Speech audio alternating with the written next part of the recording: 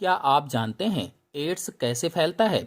यदि नहीं जानते तो आज के वीडियो में हम आपको बताएंगे कि एड्स का ट्रांसमिशन कैसे होता है। लेकिन इससे पहले ये जानना जरूरी है कि एड्स किस रोगाणु से होता है। रोगाणु का मतलब है कि बैक्टीरिया है, कि वायरस है, कवक है, किससे होता है। तो एड्स वायरस से होने वाला रोग है, वायरस जनित रोग होता है या विषाणु जनित रोग होता है। अथवा ये कह लीजिए कि HIV नामक वायरस से हो जाता है। जो एड्स है ये HIV नामक वायरस से हो जाता है। यह एक रेट्रो वायरस होता है, रेट्रो वायरस। अब यदि किसी व्यक्ति को एड्स हो गया है, HIV से संक्रमित हो गया है, तो वह दूसरे व्यक्तियों तक कैसे फैलता है, ये जानने से पहले आपको बता दें कि एड्स छूत का रोग नहीं है। एड्स जो है ये छूत का रोग नहीं है। चुंबन, आलिंगन, हाथ मिलाने, बच्चों को गोदी में लेने, छींकने, खांसी, साथ ही साथ भोजन करने, कीटों द्वारा काटे जाने से HIV का प्रसारण नहीं होता है।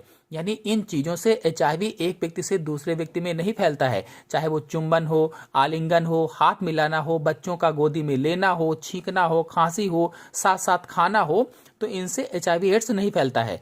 तो फिर अब प्रश्न आता है कि किससे फैलता है।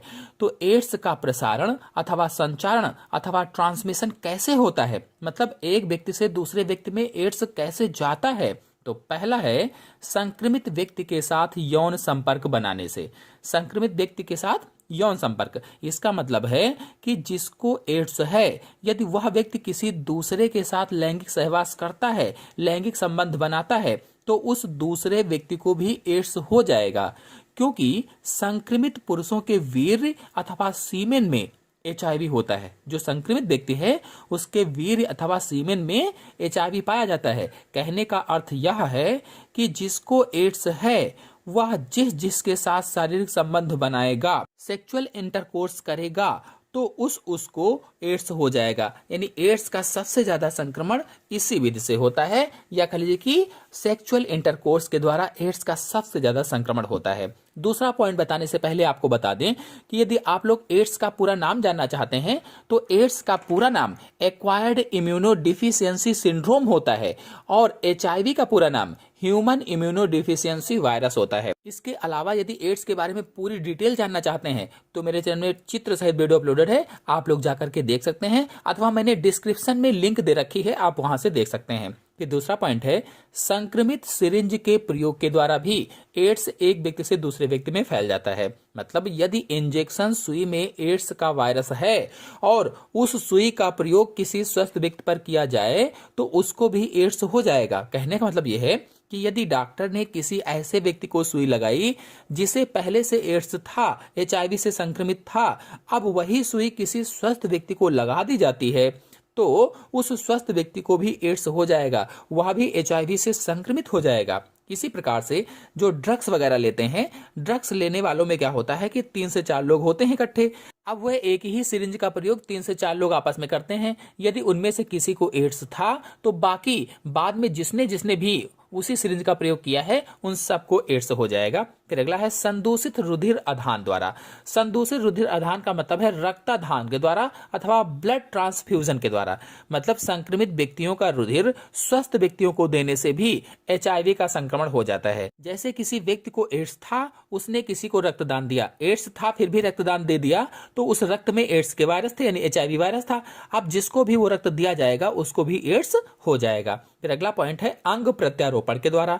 तो आर्गन ट्रांसप्लांटेशन से भी एड्स फैलता है। स्वस्थ व्यक्तियों में संक्रमित व्यक्ति के अंग प्रत्यारोपण से भी HIV का संक्रमण हो जाता है।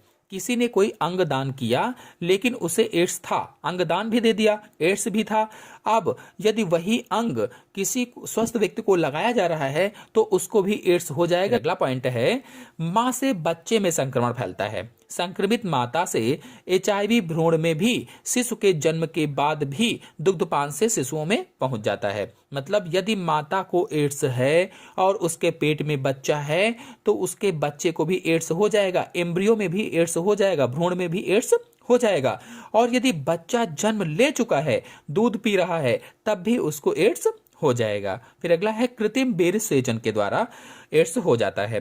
तो आर्टिफिशियल इंसेमिनेशन होता है कृत्रिम बेरसेचन। इस पर मेरे चैनल में वीडियो अपलोडेड है, आप लोग देखना चाहें तो देख सकते हैं।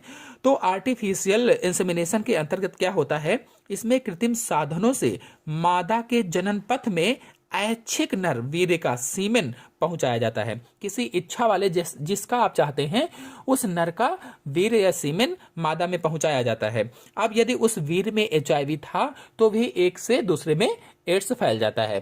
तो इस तरह से एड्स एक व्यक्ति से दूसरे व्यक्ति में फैलता है, या इसका प्रसारण होता है या इसका ट्रांसमिशन होता है।